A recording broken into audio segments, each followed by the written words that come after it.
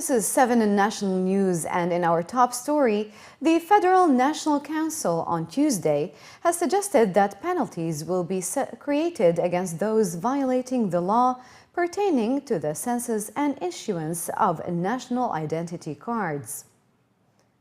The Council recommended there should be penalties against both employers and employees who violate Emirates Identity Authority IADA regulations, with the body also suggesting penalties against those providing wrong information or violating the regulations in any other way. Chaired by Speaker Mohammed Ahmed Al-Mur, the session was also attended by Dr. Anwar Mohammed Gargash, Minister of State for Foreign Affairs and Minister for FNC Affairs, His Excellency Sheikh Nahyan bin Mubarak Al Nahyan, the Minister of Culture, Youth and Community Development, and His Excellency Ubaid Ahmed Al-Tayr, the Minister of State for Financial Affairs. Additionally, the committee has suggested the compulsory publication of an official gazette of IADA to help streamline the census procedures and issuance of ID cards to UAE and GCC nationals and expatriates, which should aid in the establishment of a comprehensive national database. The House further agreed that every individual in the country must have an IADA card with a database at the authority headquarters shared with other establishments such as Ministry of Interior, Ministry of Defense, and other concerned authorities. A $12.5 million global call for solutions that promote a more efficient use of water in agriculture was launched in the capital on Monday. The announcement was made on the second day of the Global Forum for Innovations in Agriculture, which was held in Abu Dhabi. According to a local report, an additional $2.5 million will also be available for projects implemented in the Middle East and North Africa region. The grants will be provided by the United States Agency for International Development, USAID, the Swedish International Development Cooperation Agency, and the Netherlands Ministry of Foreign Affairs as part of their Securing Water for Food program. Christian Holmes, USAID's Global Water Coordinator, was quoted in a local report stating that by 2050, global water demand is expected to increase by 55%, with 70% of global water use occurring in food production. He added that through a catalytic use of aid, this program will be able to capture and support the implementation of innovative ideas and new technologies for better water efficiency and sustainable development.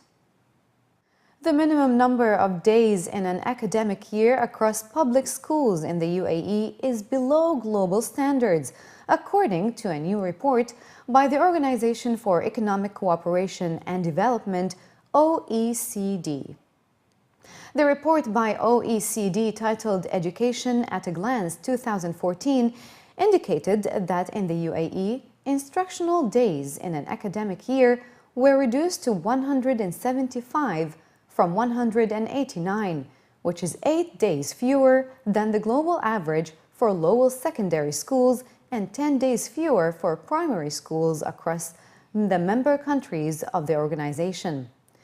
The director of the Directorate of Education and Skills in OECD, Andrea Schleicher, was quoted as saying that if the UAE reduces the quantity of instruction time, then it should redouble its efforts to raise the quality of instruction to make up for their loss.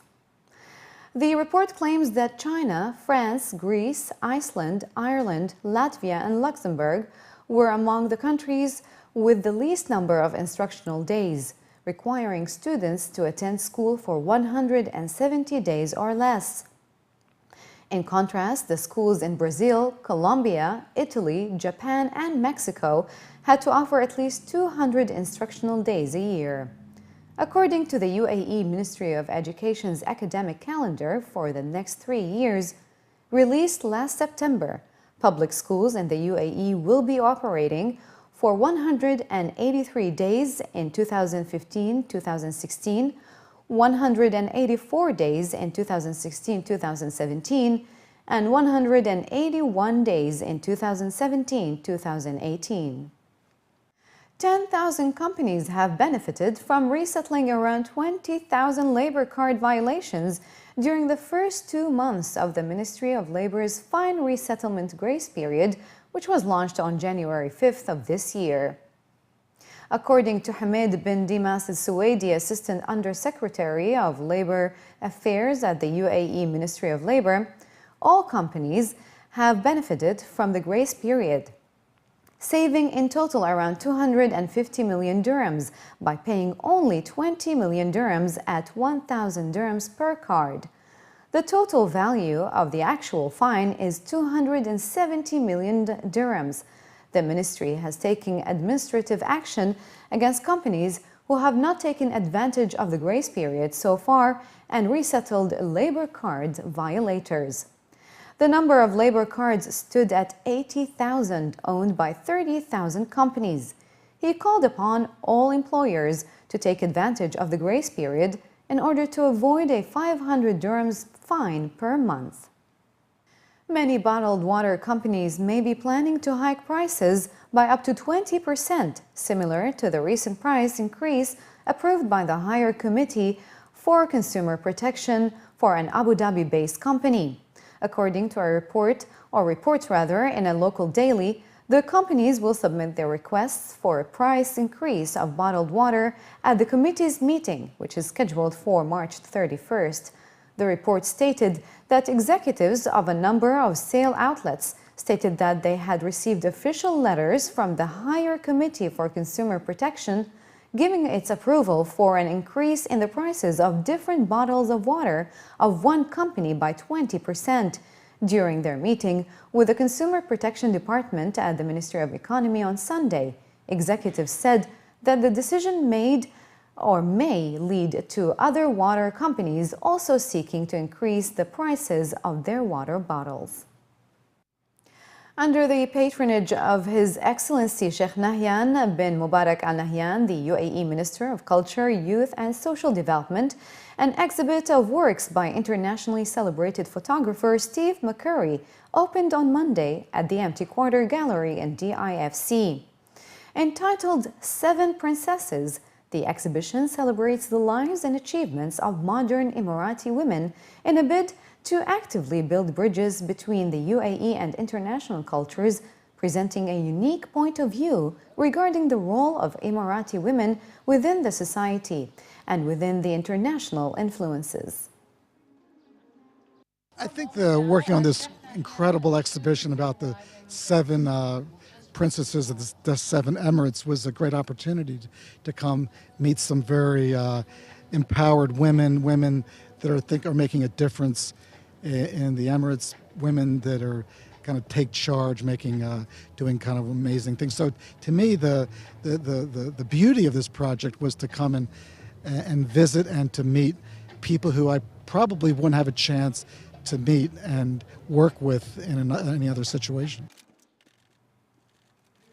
His Excellency Sheikh Nahyan bin Mubarak Al Nahyan attended the opening of the exhibition, which features images of 20 inspirational Emirati women who were photographed by Steve McCurry throughout the 7 Emirates.